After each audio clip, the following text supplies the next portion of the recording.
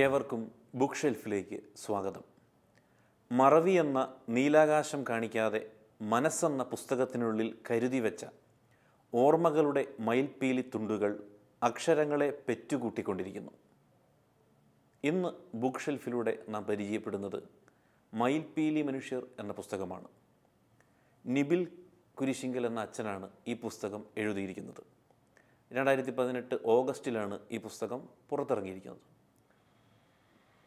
മറവി എന്ന നീലാകാശം കാണിക്കാതെ മനസ്സെന്ന പുസ്തകത്തിനുള്ളിൽ കരുതി വെച്ച ഓർമ്മകളുടെ മയിൽപ്പീലി തുണ്ടുകൾ അക്ഷരങ്ങളെ പെറ്റുകൂട്ടിക്കൊണ്ടിരിക്കുന്നു. തീർച്ചയായിട്ടും 50 സൗഹൃദങ്ങളെക്കുറിച്ചാണ്, അല്ലെങ്കിൽ അദ്ദേഹത്തിൻ്റെ ജീവിതത്തിലേക്ക് കടന്നു വന്ന സൗഹൃദമായും സാഹചര്യമായും ഒക്കെ കടന്നു വന്ന 50 അനുഭവങ്ങളെക്കുറിച്ച്, മയിൽപ്പീലി മനുഷ്യരെക്കുറിച്ച്, തൻ്റെ ജീവിതത്തിൽ ഓർമ്മകളിൽ സൂക്ഷിച്ച ആ ഓർമ്മകൾ എന്നും സജീവമായി തൻ്റെ ജീവിതത്തിലേക്ക് കൊണ്ടുവരുന്ന മനുഷ്യരെക്കുറിച്ചുള്ള ഓർമ്മക്കുറിപ്പുകളാണ് മയിൽപ്പീലി മനുഷ്യർ. ജീവൻ ബുക്സാണ് ഈ പുസ്തകം നമുക്ക് മുമ്പിൽ എത്തിച്ചിരിക്കുന്നത്. മനോഹരമായ കാഴ്ചപ്പാടുകളിലൂടെ, വിചിന്തനങ്ങളിലൂടെ, സംഭവങ്ങളിലൂടെ നിബിനച്ചൻ മയിൽപ്പീലി മനുഷ്യർ എന്ന ഈ പുസ്തകം മനോഹരമാക്കിയിട്ടുണ്ട്. ഈ പുസ്തകത്തിലേക്ക് നമുക്ക് പ്രവേശിക്കാം. നിരവധി ഓർമ്മകളാലും അനുഭവങ്ങളാലും സൗഹൃദങ്ങളാലും സമ്പന്നമാണ് മയിൽപ്പീലി മനുഷ്യർ എന്ന ഈ പുസ്തകം. തീർച്ചയായും ഓരോ അനുഭവങ്ങൾക്കും സൗഹൃദങ്ങൾക്കും ഒരുപാട് കഥകൾ പറയാനുണ്ട്. അതിൽ മനോഹരമായി തോന്നിയ ഒരു സന്ദർഭം ഇതാണ്.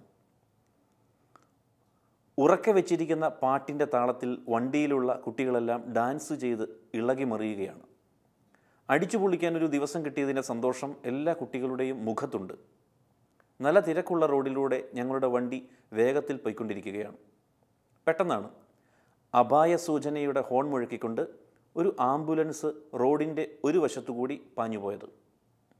ഞാൻ നോക്കുമ്പോൾ നെറ്റിയിൽ ചന്ദനക്കുറി ചാർത്തിയ ദേവിക എന്ന ഒരു കൊച്ചുകുട്ടി കണ്ണും പൂട്ടി കയ്യും കൂപ്പി നിൽക്കുന്നു. മറ്റെല്ലാ കുട്ടികളും അപ്പോഴും ചുവട് വെച്ചുകൊണ്ടിരിക്കുന്നു. അല്പനേരത്തിന് ശേഷം അവളും കൂട്ടുകാരോടൊപ്പം ഡാൻസ് ചെയ്യാൻ തുടങ്ങി. വണ്ടി നിർത്തി ഇറങ്ങിയ നേരത്ത് ഞാൻ ചെന്ന് ദേവികയോട് ചോദിച്ചു, ആംബുലൻസ് പോയപ്പോൾ ദേവിക എന്തിനാ കണ്ണടച്ച് കൈകൂപ്പി നിന്നത്? അമ്മ പറഞ്ഞിട്ടുണ്ട്, ആംബുലൻസ് പോകുന്ന സൗണ്ട് കേൾക്കുമ്പോൾ അതിലുള്ള രോഗിക്ക് വേണ്ടി പ്രാർത്ഥിക്കണമെന്ന്. പള്ളിയിൽ കാറ്റക്കിസം പഠിപ്പിക്കുന്ന ഞാൻ എന്നോട് തന്നെ ചോദിച്ചു, ദേവികയുടെ അമ്മയെപ്പോലെ കുഞ്ഞുങ്ങളുടെ ഉള്ളിൽ ഇതുപോലൊരു തിരി കൊളുത്തുവാൻ എനിക്കെന്തേ ആകാത്തത്? ഞാൻ പഠിപ്പിക്കുന്ന കുട്ടികളിൽ ആരും ദേവികയെപ്പോലെ എന്താണ് പ്രാർത്ഥിക്കാതിരുന്നത്? ആ നിമിഷം മുതൽ ദേവികയും ദേവികയുടെ അമ്മയും എൻ്റെ ഗുരുക്കന്മാരായി.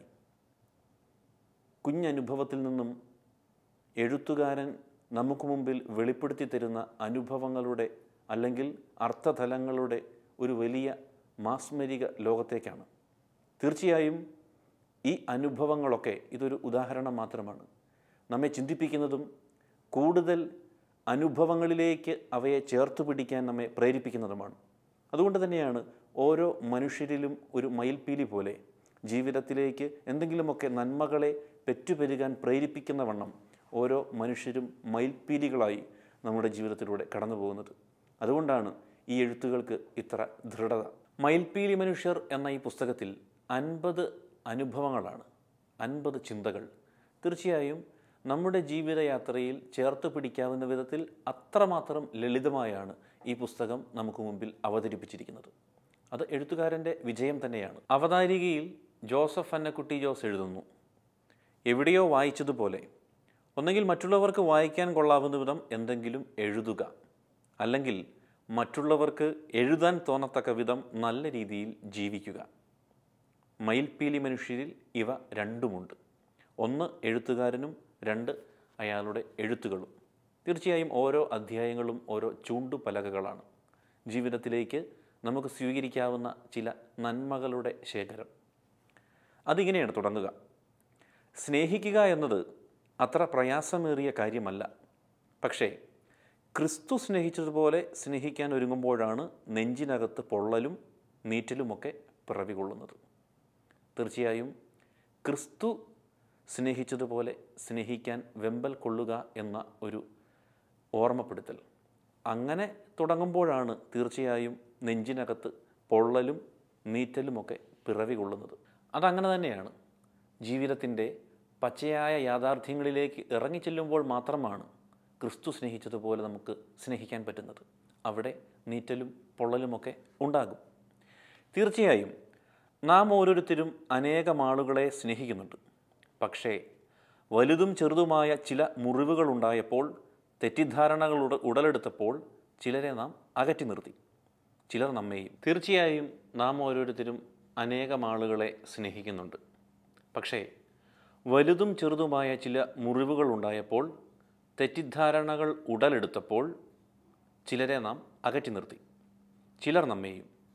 കുഞ്ഞുനാളിൽ പിച്ച വെച്ച് നടന്ന പറമ്പ് പ്രായപൂർത്തിയായപ്പോൾ വിഭജിച്ച നേരത്ത് നീളവും വീതിയും കുറഞ്ഞതിൻ്റെ പേരിൽ കൂടപ്പിറപ്പുകൾക്കിടയിലെ സ്നേഹബന്ധം നിലയ്ക്കുന്നു. പരസ്പര വിശ്വാസത്തിൻ്റെ കതകിനുമേൽ ജീവിത പങ്കാളികളിൽ ഒരാൾ അവിശ്വസ്തതയുടെ കള്ളത്താക്കോൽ കടത്തിയെറിയുമ്പോൾ മരവിച്ചു പോകുന്ന ദാമ്പത്യം. പ്രായത്തിൻ്റെ ചിറകും ധരിച്ച് പ്രണയത്തിൻ്റെ മലമുകളിലേക്ക് മകൾ പറന്നപ്പോൾ കുടുംബമഹത്വം ശിഥിലമാക്കിയെന്ന് ആക്രോശിച്ച് പടിയടച്ച് പിണ്ടം വയ്ക്കുന്ന മാതാപിതാക്കൾ. മുറിവേറ്റതോർത്ത് മരവിച്ചിടേണ്ടതല്ല നമ്മുടെ സ്നേഹബന്ധങ്ങൾ. ആണിയടിച്ച് കയറ്റുന്നവർക്കായി പ്രാർത്ഥിച്ചൊരാൾ, കുന്തം കുത്തിയിറക്കിയവൻ്റെ കണ്ണിൽ വെട്ടം വിതറിയൊരാൾ, അവസാന നിമിഷം അനുദപിച്ചവനായി പറുദീസായുടെ പടി തുറന്നിട്ട ഒരാൾ, ഒടുവിൽ വേണ്ടെന്ന് വെച്ചിട്ടോടി മറഞ്ഞവർക്കായി പുലരിയിൽ പ്രാതലൊരുക്കിയ ഒരാൾ. അങ്ങനെയുള്ള ഒരാളാണ് എൻ്റെയും നിങ്ങളുടെ അപ്പൻ എന്ന സത്യം വിസ്മരിക്കാതിരിക്കാം. ആദ്യ അധ്യായത്തിൻ്റെ അവസാനം ക്രിസ്തുവിൻ്റെ സ്നേഹത്തിലാണ് എഴുത്തുകാരൻ പൂർത്തീകരിക്കുന്നത്. തീർച്ചയായും ക്രിസ്തു സ്നേഹിച്ചതുപോലെ നാം സ്നേഹിക്കാൻ എന്ന് തുടങ്ങുമെന്നുള്ള ഒരു ആശങ്കയുണ്ട്. ക്രിസ്തു നമ്മെ സ്നേഹിച്ചതുപോലെ ക്രിസ്തുവിൻ്റെ കണ്ണിലൂടെ സ്നേഹിക്കാൻ നമുക്ക് എന്നാണ് സാധിക്കുക? തീർച്ചയായും ആ സാധ്യത എല്ലാ മനുഷ്യരിലുമുണ്ട് എന്ന ഒരു ഓർമ്മപ്പെടുത്തലുണ്ട്. അത് സ്നേഹബന്ധങ്ങളിൽ നിന്നാണ് തുടങ്ങേണ്ടത്, കുടുംബ ബന്ധങ്ങളിൽ നിന്നാണ് തുടങ്ങേണ്ടത് എന്ന ഓർമ്മപ്പെടുത്തലിലാണ് സ്നേഹത്തെക്കുറിച്ചുള്ള ഈ അധ്യായം അവസാനിക്കുന്നത്. സൗഹൃദത്തെക്കുറിച്ച് അല്ലെങ്കിൽ സുഹൃത്തിനെക്കുറിച്ച് എഴുത്തുകാരൻ കുറിച്ചിടുന്ന വാക്ക് മയിൽപ്പീലി പോൽ ഒരാളെന്നാണ്. മയിൽപ്പീലി പോലൊരാൾ. അപ്പോൾ എന്താണ് സൗഹൃദം? അതിങ്ങനെയാണ്: നാളുകൾ അനവധി കഴിഞ്ഞിട്ടും ആളുകളേറെ വന്നിട്ടും എനിക്ക് നീ ഏറ്റവും പ്രിയപ്പെട്ടവളാകുന്നത് അല്ലെങ്കിൽ ഏറ്റവും പ്രിയപ്പെട്ടവനാകുന്നത് മറക്കാനാവാത്ത ചിലതൊക്കെ നീ തന്നതിനാൽ അല്ല, ആഗ്രഹിച്ചത് പലതും നീ നിരസിച്ചതിനാലാണ്. പലപ്പോഴും സൗഹൃദങ്ങളുടെ ആഴവും ബന്ധവും എപ്രകാരമാണ് എന്ന് നാം അളന്നു പോകുമ്പോൾ അല്ലെങ്കിൽ അതിനെ വിശകലനം ചെയ്യുമ്പോൾ നമുക്ക് മനസ്സിലാകും.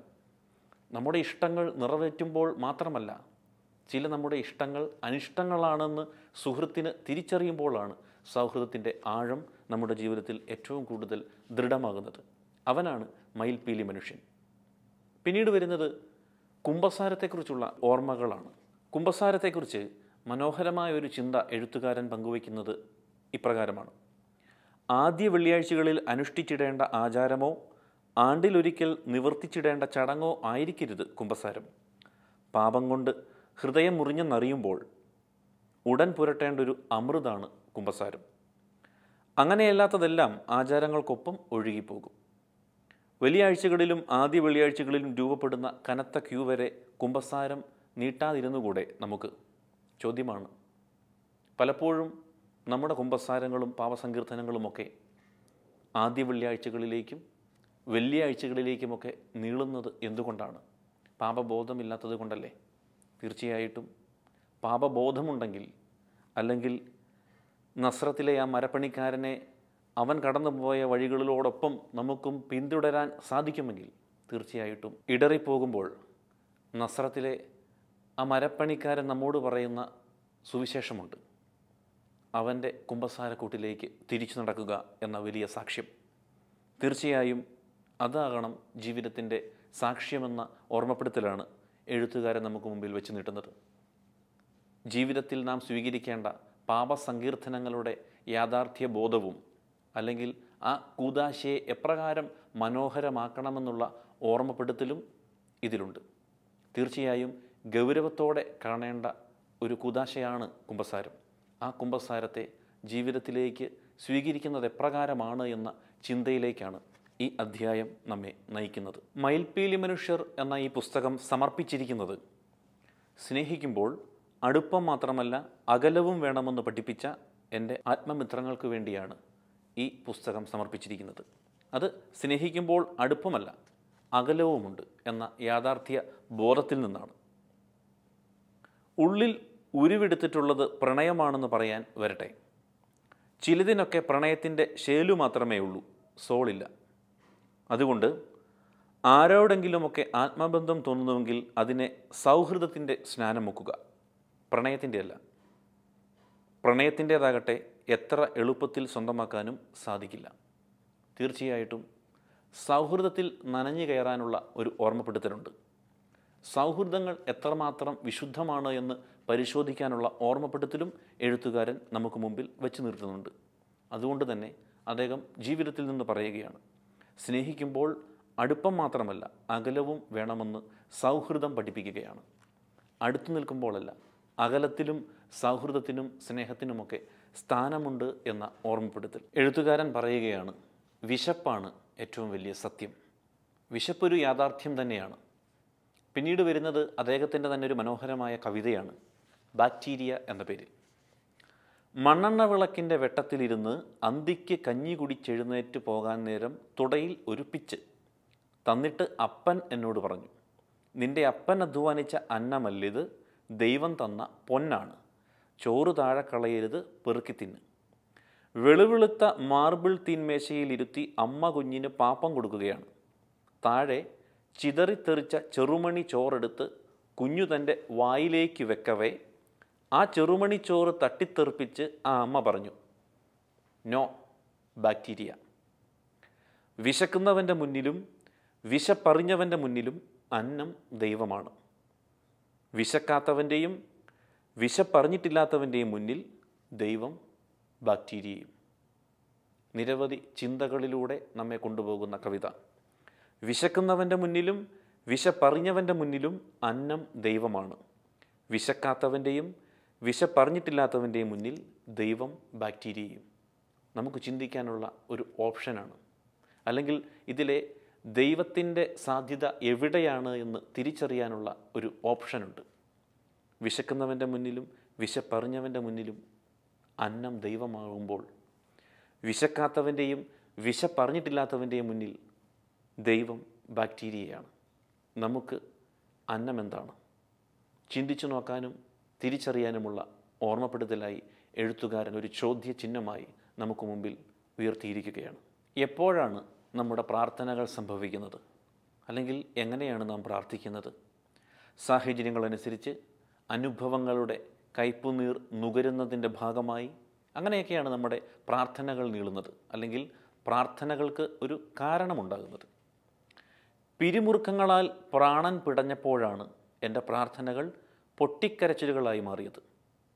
ഒരു മനുഷ്യൻ്റെ അല്ലെങ്കിൽ ഏതൊരു മനുഷ്യൻ്റെയും സാഹചര്യങ്ങളെ അല്ലെങ്കിൽ അവൻ്റെ യാഥാർത്ഥ്യബോധത്തോട് ചേർന്ന് ചിന്തിക്കുമ്പോൾ ഇതിന് ഉത്തരമുണ്ട്. പിരിമുറുക്കങ്ങളാൽ പ്രാണൻ പിടഞ്ഞപ്പോഴാണ് എൻ്റെ പ്രാർത്ഥനകൾ പൊട്ടിക്കരച്ചിലുകളായി മാറിയത്. തീർച്ചയായും ജീവിതത്തിലേക്ക് വേദനകളും സഹനങ്ങളും ദുഃഖങ്ങളുമൊക്കെ വന്നു കഴിഞ്ഞുമ്പോഴാണ് പ്രാർത്ഥനകൾ പൊട്ടിക്കരച്ചിലുകളായി അല്ലെങ്കിൽ ദൈവത്തോടുള്ള അർത്ഥനകളായി മാറുന്നത്. അതിൽ കണ്ണീര് പതിഞ്ഞിട്ടുണ്ട് എന്നുള്ള ഓർമ്മപ്പെടുത്തലുണ്ട്. ഒരു കുറവും അറിയിക്കാതെയാണ് ഞാൻ എൻ്റെ മക്കളെ വളർത്തിയതെന്ന് പറയുന്ന കാരണവന്മാർ ഒരു കാര്യം ഓർക്കുന്നത് നല്ലതാണ്. ജീവിതത്തിലെ ചില കുറവുകളാണ് നമ്മെ ദൈവാന്വേഷികളാക്കുന്നത്. ആരുമില്ലാതായപ്പോഴല്ലേ ആരെങ്കിലുമൊക്കെ ഉണ്ടായിരുന്നെങ്കിൽ എന്ന് നാം ആശിച്ചത്? അസുഖക്കിടക്കയിലായപ്പോഴല്ലേ ആരോഗ്യത്തെക്കുറിച്ച് നാം ഓർത്തത്? കുടുംബത്തിലെ കുറവുകൾ കണ്ടുകൊണ്ടായിരിക്കട്ടെ കുഞ്ഞുങ്ങൾ വളരുന്നത്. കാറ്റക്കിസം ക്ലാസ്സിലെ പുസ്തകങ്ങളിൽ കർത്താവിനെ കണ്ടുമുട്ടാത്തവരൊക്കെ കുടുംബമാകുമ്പോൾ, കുടുംബത്തിൽ കുറേ കുറവുകൾ വരുമ്പോൾ കർത്താവിനെ കണ്ടോളും. തീർച്ച. ചോദ്യം ഇതായിരുന്നു, എപ്പോഴാണ് നാം പ്രാർത്ഥിക്കുന്നത്? എപ്പോഴാണ് നമ്മുടെ പ്രാർത്ഥനകൾ ഉയരുന്നത്? പിരിമുറുക്കങ്ങളാൽ പ്രാണൻ പിടഞ്ഞപ്പോഴാണ് എൻ്റെ പ്രാർത്ഥനകൾ പൊട്ടിക്കരച്ചിലുകളായി ഉയരുന്നത്. തീർച്ചയായും അതുതന്നെയാണ് എഴുത്തുകാരൻ നമുക്ക് മുമ്പിൽ പറഞ്ഞു വയ്ക്കുന്നത്. കുറവുകൾ വരുമ്പോഴാണ് ക്രിസ്തുവിനെ തേടി പോകുന്നത്. കുറവുകൾ വരുമ്പോൾ തീർച്ചയായും ക്രിസ്തുവിനെ നാം കണ്ടുമുട്ടും. അത് കാറ്റഗിസത്തിൽ പഠിച്ച ക്രിസ്തുവിൻ്റെ മുഖമായിരിക്കില്ല. അത് അനുഭവങ്ങളുടെ, പച്ചയായ യാഥാർത്ഥ്യങ്ങളുടെ ചുവരിൽ നിൽക്കുന്ന ക്രിസ്തുവായിരിക്കും. മയിൽപ്പീലി മനുഷ്യരെക്കുറിച്ച്, സൗഹൃദങ്ങളെക്കുറിച്ചാണ് ഈ പുസ്തകം. സൗഹൃദത്തെക്കുറിച്ചുള്ള മറ്റൊരു നിർവചനം ഇപ്രകാരമാണ്: ഒറ്റയ്ക്ക് പൊയ്ക്കൊള്ളാമേ എന്ന് പറഞ്ഞ് നാം ആരംഭിച്ച യാത്രകളൊക്കെ എത്രയോ തവണ ഇടവഴികളിലെ കരച്ചിലുകളിൽ അവസാനിച്ചിട്ടുണ്ട്. നേർവഴി അറിയുന്നവരുടെ വിരൽ തുമ്പുകളിൽ ദൈവം രേഖപ്പെടുത്തിയ അടയാളമാണ് സൗഹൃദം. സൗഹൃദം അതാണ്. നേർവഴി അറിയാവുന്നവരുടെ വിരൽ തുമ്പുകളിൽ ദൈവം രേഖപ്പെടുത്തിയ അടയാളമാണ് സൗഹൃദം.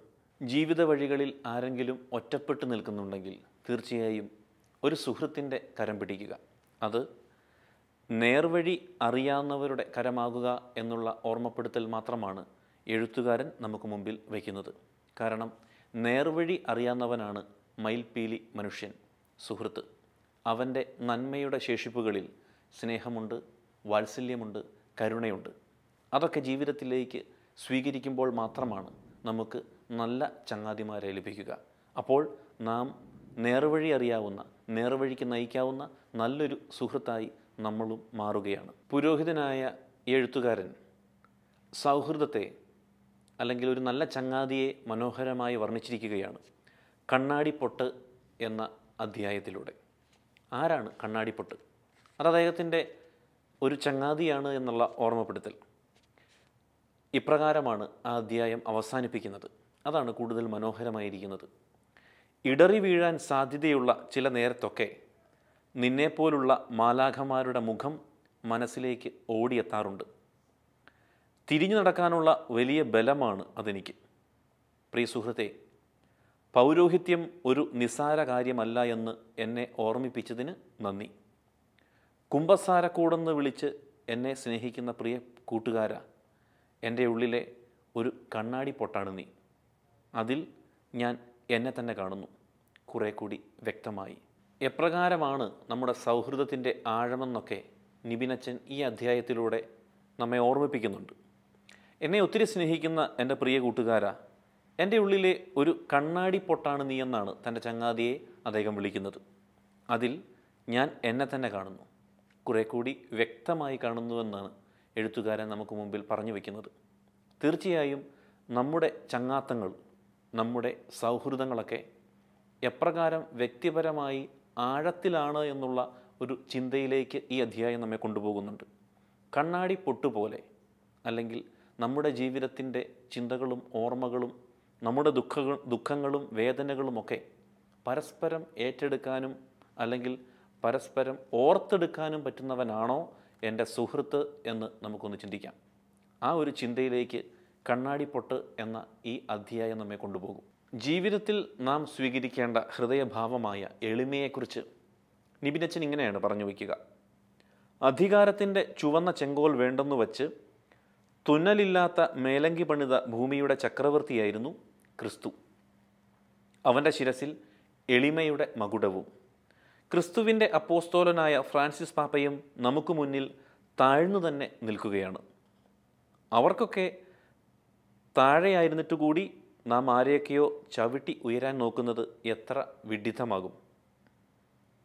അനേകർക്കായില്ലെങ്കിലും ആർക്കെങ്കിലും ഒരാൾക്ക് മോചനദ്രവ്യമാകാൻ നമുക്ക് സാധിക്കട്ടെ. ഉയരങ്ങളിലേക്ക് പറക്കാനുള്ള ഒരു വെമ്പൽ നമ്മുടെ ജീവിതത്തിലുണ്ട്, തീർച്ചയാണ്.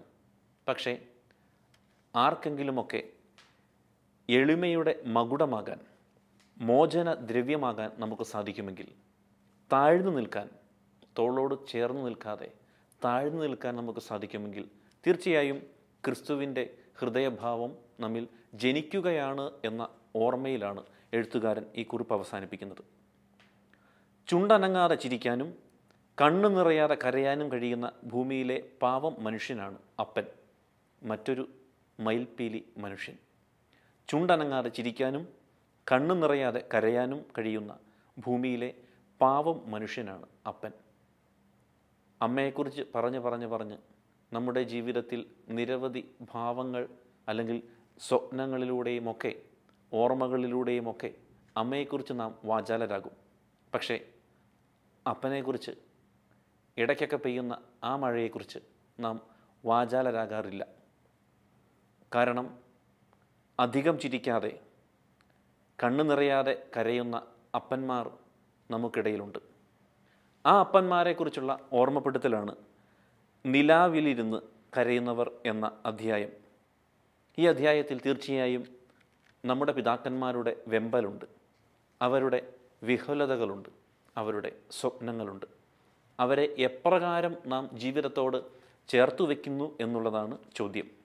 ആ ചോദ്യത്തിൻ്റെ ഉത്തരമാകണം ഈ അധ്യായത്തിൽ, അല്ലെങ്കിൽ ഈ പുസ്തകത്തിലുടനീളം നാം കണ്ടെത്തേണ്ട ഉത്തരങ്ങൾ. ഈ സുഹൃത്തുക്കളെ, അല്ലെങ്കിൽ ജീവിതത്തോട് നാം ചേർത്ത് വയ്ക്കുന്ന മയിൽപ്പീലി മനുഷ്യരെ ഏത് ഉത്തരം നൽകിയാണ്, അല്ലെങ്കിൽ ഏത് ബന്ധത്തിലാണ് നമുക്ക് കണ്ടെത്താൻ സാധിക്കുക, നമ്മുടെ ജീവിതത്തിൽ നമുക്ക് ചേർത്ത് വയ്ക്കാൻ സാധിക്കുക? ഒരധ്യായത്തിൻ്റെ ശീർഷകം ഇപ്രകാരമാണ്: എന്നിട്ടും അയാൾ സ്നേഹിച്ചു. എന്നിട്ടും അയാൾ സ്നേഹിച്ചു. ആരാണ്? ഈശോയാണ്. ഏറ്റവും കൂടുതൽ ഈ ജീവിതത്തിൽ നമ്മെ ചേർത്ത് പിടിക്കുന്നത്, സ്നേഹത്തിൻ്റെ ഭാവങ്ങളിലൂടെ ജീവിതത്തെ മുൻപോട്ട് കൊണ്ടുപോകുന്നത് ക്രിസ്തുവാണ്. തൊലിക്കകത്തെ ഞരമ്പിൻ വള്ളികളിലൂടെ ഓടിക്കൊണ്ടിരിക്കുന്ന ആയുസ് എന്ന ആത്മാവ് ഓട്ടം അവസാനിക്കുന്ന നിമിഷം വരെ നമുക്ക് സ്നേഹിക്കാം. അവസാനം വരെ. തീർച്ചയായും ക്രിസ്തു നൽകുന്ന സ്നേഹം അതാണ്, അവസാന സ്നേഹം. അല്ലെങ്കിൽ ഏത് നിമിഷങ്ങളിലും തൻ്റെ അവസാന നൊമ്പരത്തിൽ പോലും നമുക്ക് സ്നേഹം മാറ്റിവെക്കുന്ന ഒരു മനുഷ്യനെയാണ് ആ മരപ്പണിക്കാരനിൽ കണ്ടെത്താൻ സാധിക്കുക. 33-ാമത്തെ വയസ്സിൽ മലമുകളിലെ കഴുമരത്തിലേക്ക് കയറിപ്പോയ, മുടി നീട്ടി വളർത്തിയ ആ ചെറുപ്പക്കാരനെ നമുക്കൊന്ന് ഓർക്കാം. മരണത്തിൻ്റെ തലേനാളിലെ ആ കറുത്ത രാത്രിയിലാണ് അയാൾ സ്നേഹത്തിൻ്റെ തീപ്പന്തം കൊളുത്തിയത്. പ്രിയപ്പെട്ട 12 എണ്ണത്തിനെയും പിടിച്ചിരുത്തി അതിൻ്റെ നടുവിലിരുന്ന് അവസാനത്തെ അപ്പം മുറിച്ച് ചോരയിൽ മുക്കി നീട്ടുമ്പോൾ പുള്ളിക്കറിയാം 12 എണ്ണവും പടിഞ്ഞാറോട്ട് ഓടുമെന്ന്. ചോരയിൽ മുക്കിയ അപ്പം കഴിച്ച് ചുണ്ടുണങ്ങും മുൻപേ അതിലൊരുവൻ അതേ ചുണ്ടുകൊണ്ട് തന്നെ ഒടുക്കത്തെ ചുംബനം നടത്തുമെന്നും കർത്താവിനറിയാം. കർത്താവെ, നിങ്ങൾ പുലിയാണെന്ന് പലയാവർത്തി പറഞ്ഞ് പ്രോത്സാഹിപ്പിച്ച പീറ്റർ എലിയെപ്പോലെ ഓടുമെന്നും ബാക്കിയുള്ളവരൊക്കെ ഇരുട്ടിൽ മറയുമെന്നും അയാൾക്കറിയാമായിരുന്നു. എന്നിട്ടും അയാൾ സ്നേഹിച്ചു അവസാനം വരെ. അതുകൊണ്ടാണ് ഈ അധ്യായത്തിന് എന്നിട്ടും അയാൾ സ്നേഹിച്ചു എന്ന പേരിട്ടിരിക്കുന്നത്. ഭൂമിയിലെ മനുഷ്യന്മാരായ നമ്മളെല്ലാവരും ആരെയൊക്കെയോ സ്നേഹിക്കുന്നുണ്ട്, അത് ഉറപ്പാണ്. പക്ഷേ ആ സ്നേഹം അവസാനം വരെ നീണ്ടു നിൽക്കുന്നുണ്ടോ എന്നതാണ് ചോദ്യം. പാതി വഴിക്ക് അവസാനിക്കുന്ന യാത്ര പോലെ എത്രയോ സ്നേഹങ്ങൾ ഒരു ഘടികാരം പോലെ ഇടയ്ക്ക് നിലച്ചുപോയി. സത്യമാണ്, ജീവിതത്തിൽ ഇടയ്ക്ക് വച്ച് നിലച്ചുപോയ നിരവധി ഘടികാരങ്ങളുണ്ട്, സൗഹൃദങ്ങളായും ബന്ധങ്ങളായും നമ്മുടെ ജീവിതത്തിൽ. അങ്ങനെ അവസാനിപ്പിക്കാനുള്ളതല്ല എന്ന് ആരാണ് ഓർമ്മിപ്പിക്കുന്നത്? ക്രിസ്തു തന്നെയാണ് ഓർമ്മിപ്പിക്കുന്നത്. അവൻ്റെ ജീവിതം കൊണ്ടാണ് അവൻ അടയാളപ്പെടുത്തുന്നത്. ആരൊക്കെ മാറിപ്പോയാലും, ആരൊക്കെ തള്ളിപ്പറഞ്ഞാലും, ചുംബനം കൊണ്ട് ഒറ്റിക്കൊടുത്താലും അവസാനം വരെ കുരിശോളം ചേർത്തു പിടിക്കുന്ന ക്രിസ്തുഭാവത്തെയാണ് നമ്മളും ജീവിതത്തോട് ചേർത്ത് വയ്ക്കേണ്ടത്. അവിടെയാണ് ക്രിസ്തുഭാവങ്ങളുടെ ഒരു കലവറ തന്നെ ജീവിതത്തിലുടനീളം മറ്റുള്ളവർക്കും കൊടുക്കാൻ നമുക്ക് സാധിക്കൂ. ആ സ്നേഹത്തിൽ നിന്നാണ് സൗഹൃദങ്ങളും ബന്ധങ്ങളും കൂടുതൽ ദൃഢമാകുന്നത്, കൂടുതൽ ശക്തമാകുന്നത്. ചില ആളുകൾ ഇങ്ങനെയാണ്, അല്ലെങ്കിൽ ചില സൗഹൃദങ്ങൾ ഇങ്ങനെയാണ്. ജീവിതത്തിലെ ചില ഒറ്റപ്പെടലിൻ്റെ ഇരുട്ടുമുറികളിൽ മൗനം ഭക്ഷിച്ചിരിക്കുമ്പോൾ അമ്പരപ്പിൻ്റെ പൂത്തിരിവട്ടം കൊളുത്തി നമ്മളെ വല്ലാതെ പ്രകാശിപ്പിച്ചിട്ട് കടന്നു കളയുന്ന മിന്നൽ പിണരുകൾ പോലെ. തീർച്ചയായും ചില അപ്രതീക്ഷിതമായ നേരങ്ങളിലാണ് സൗഹൃദങ്ങൾ ജീവിതത്തിൽ ശക്തമായ സാന്നിധ്യമായി നമുക്ക് മുമ്പിലേക്ക് വരുന്നത്. ആ സാന്നിധ്യങ്ങളെ, ആ നല്ല സുഹൃത്തുക്കളെ തിരിച്ചറിയുക എന്നുള്ളതാണ് ഏറ്റവും വലിയ പ്രധാനം. ജീവിതത്തിൻ്റെ ഒറ്റപ്പെടലുകളും ഇരുട്ടുമുറികളും അല്ലെങ്കിൽ മൗനങ്ങളുമൊക്കെ എല്ലാവരുടെയും ജീവിതത്തിലുണ്ട്. ആ വേളകളിലേക്ക് നല്ല സൗഹൃദങ്ങൾ കടന്നു വരണമെങ്കിൽ നല്ല ചങ്ങാതിമാരെ സ്വരൂപിക്കുക എന്നുള്ളതാണ് ഏറ്റവും വലിയ കാര്യം. എത്രമാത്രം ആത്മാർത്ഥമായി ആദരിക്കാൻ കഴിയുന്ന, എത്രമാത്രം ആത്മാർത്ഥതയോടെ മറ്റുള്ളവരോട് സംസാരിക്കാൻ കഴിയുന്ന ചങ്ങാതിമാരും സൗഹൃദവും നമുക്കുണ്ട് എന്നുള്ള ഒരു ചിന്തയിലേക്കും കൂടി ഈ അധ്യായം നമ്മെ കൊണ്ടുപോകുന്നുണ്ട്. തീർച്ചയായും സൗഹൃദങ്ങളുടെ വില നമുക്ക് തിരിച്ചറിയണമെങ്കിൽ അത് നമ്മുടെ മൗനങ്ങളിലാണ്, ദുഃഖങ്ങളിലാണ്, ഇരുട്ടുമുറികളിലാണ്. നോമ്പുകാലത്തെക്കുറിച്ച് മനോഹരമായ ഒരു ആത്മീയ ചിന്തയുണ്ട്. ഓരോരുത്തരുടെയും ഹൃദയത്തിൻ്റെ അകത്തളങ്ങളിൽ അവനവൻ തന്നെ നടത്തേണ്ട നിശബ്ദ കലാപത്തിൻ്റെ കാലമായിരിക്കണം നോമ്പുകാലം. സത്യത്തിൽ ഈ കലാപം നോമ്പുകാലത്തേക്ക് മാത്രമായി ചുരുക്കേണ്ടതല്ല. ഓരോ പുലരിയിലും ആരംഭിച്ച് പാതിരാത്രി അവസാനിപ്പിച്ച് പിറ്റേന്ന് പ്രഭാതത്തിൽ തുടരേണ്ട കർമ്മമാണ് ഈ കലാപം, അല്ലെങ്കിൽ ഈ നോമ്പുകാലത്തിൻ്റെ ചൈതന്യം. ഒന്നും ചെയ്യാതിരിക്കുകയോ ഉള്ളതുപേക്ഷിച്ച് കളയലോ അല്ല നോമ്പുകാല ധർമ്മം. ഇതുവരെ തൊടുത്തുവിടാത്ത നന്മകളുടെ അമ്പുകളെ ആവനാഴിയിൽ നിന്നും വില്ലിലേക്ക് എടുത്തു വയ്ക്കേണ്ട കാലമാണിത്. പാതി വഴിക്ക് നിലച്ചുപോയ സ്നേഹങ്ങൾക്ക് ആവേഗം കൂട്ടി അകന്നുപോയവയിലേക്ക്, ആദ്യം ദൈവത്തിലേക്ക്, പിന്നീട് മനുഷ്യരിലേക്കും യാത്ര തുടരാൻ തീരുമാനമെടുക്കേണ്ട കാലമാണ്. തീർച്ചയായും ദൈവത്തിലേക്കും മനുഷ്യരിലേക്കുമുള്ള നമ്മുടെ ബന്ധങ്ങളുടെ ആ ഒരു ആഴം കൂട്ടേണ്ട കാലം, അല്ലെങ്കിൽ ആ ഒരു തീരുമാനങ്ങളിലേക്ക് നമ്മുടെ ജീവിതത്തെ ധ്യാനമാക്കേണ്ട നിമിഷങ്ങൾ. അവരവൻ്റെ ആത്മശരീര ബലഹീനതകൾക്കെതിരെ ബലം പ്രയോഗിക്കേണ്ട കാലമാണ് നോമ്പുകാലം. ഇറങ്ങിപ്പോകാത്ത പ്രലോഭകൻ്റെ നേരെ കലാപത്തിൻ്റെ കണ്ണീർവാതകം പ്രയോഗിക്കേണ്ട കാലമാണിത്. എണ്ണിയാലൊടുങ്ങാത്ത അണികളുള്ള പ്രലോഭകനുമായി കലാപത്തിനിറങ്ങുമ്പോൾ നെഞ്ചിൽ കരുതേണ്ട പരിചയയുടെ പേര് മറക്കേണ്ട. ആ പേരാണ് ക്രിസ്തു. തീർച്ചയായും നോമ്പുകാലത്ത് ദൈവത്തോടും മനുഷ്യരോടുമാണ് നാം ചേർന്ന് നിൽക്കേണ്ടത്. പ്രലോഭനങ്ങളെ അതിജീവിക്കാൻ, വിശുദ്ധിയുടെ പാതയിലൂടെ ജീവിതം മുമ്പോട്ട് കൊണ്ടുപോകുവാൻ നാം കരുതേണ്ട പരിചയയുടെ പേരാണ് ക്രിസ്തു. മനോഹരമായ ഭാഷ്യമാണ്. പ്രലോഭനങ്ങൾക്ക് മീതെ നാം പിടിക്കേണ്ട പരിച, അതാണ് ക്രിസ്തു.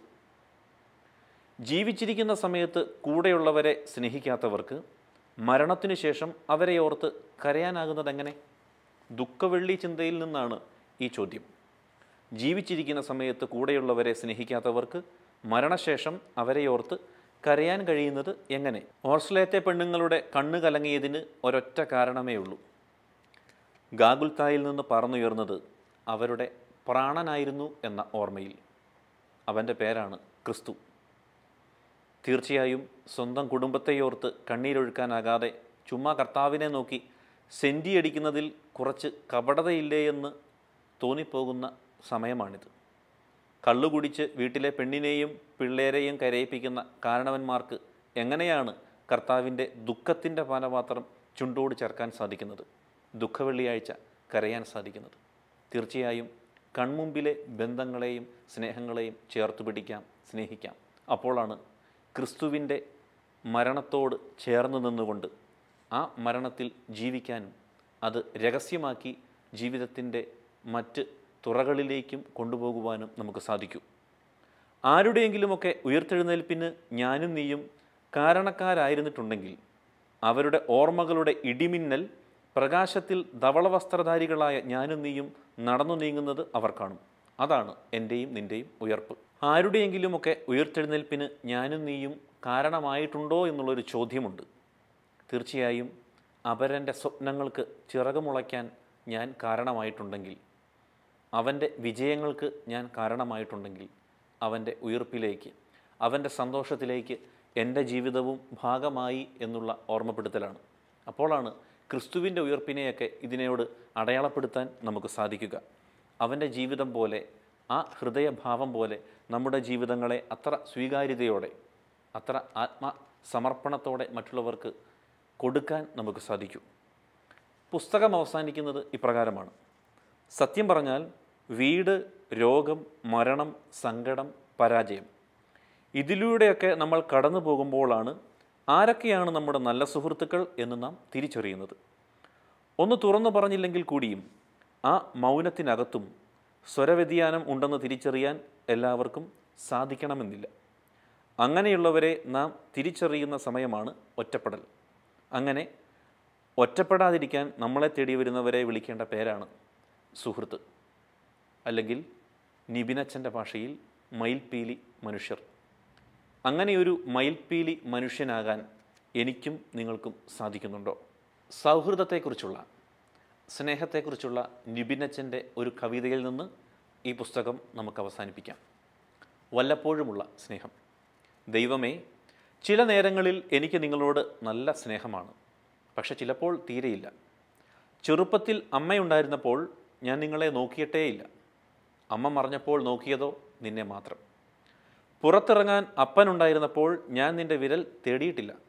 എന്നാൽ വഴിതെറ്റിപ്പോയപ്പോഴെല്ലാം ഉറക്ക വിളിച്ചത് നിന്നെ മാത്രം. കൂടെ കൂട്ടുകാരുണ്ടായിരുന്നപ്പോഴെല്ലാം നിന്റെ തോൾ കണ്ടിട്ടേയില്ല. ജ്വരക്കിടക്കയിൽ കിടന്നപ്പോൾ കിട്ടിയതോ നിന്റെ ചൂട് മാത്രം. കോളേജിൽ പ്രണയമുണ്ടായിരുന്നപ്പോൾ നിന്റെ നെഞ്ച് വേണ്ടായിരുന്നു. പെരുമഴയത്ത് അതങ്ങ് ഒലിച്ചു പോയപ്പോൾ പിടിച്ചു നിൽക്കാൻ ഒരു മരക്കുരിശിൻ്റെ കൊമ്പ് മാത്രം.